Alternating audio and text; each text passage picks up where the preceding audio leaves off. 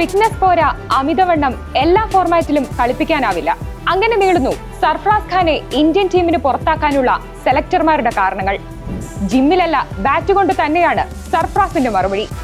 ആഭ്യന്തര ക്രിക്കറ്റിൽ സെയ്ദ് മുഷ്താഖ് അലി, വിജയ് ഹസാരെ, രഞ്ജി ട്രോഫി എന്നിങ്ങനെ 3 ഫോർമാറ്റുകളിലും സെഞ്ചുറികൾ.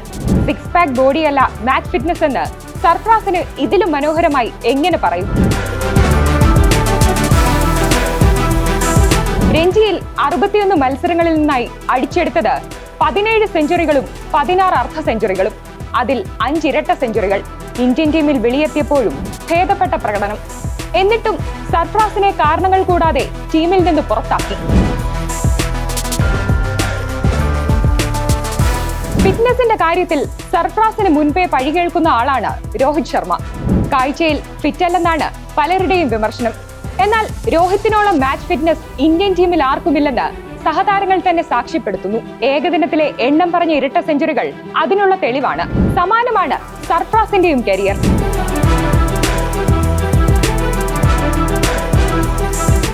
ഏത് ഫോർമാറ്റിലും കളിക്കാൻ താൻ യോഗ്യനെന്ന് സർഫറാസ് തെളിയിച്ചു കഴിഞ്ഞു.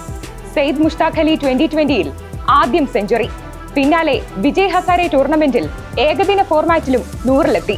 ഇപ്പോൾ രഞ്ജിയിൽ ഹൈദരാബാദിനെതിരെ മിന്നും ഇരട്ട സെഞ്ചുറി.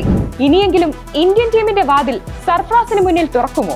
ഈ വർഷം 8 ടെസ്റ്റ് മത്സരങ്ങളാണ് ഏഷ്യയിൽ ഇന്ത്യക്കുള്ളത്.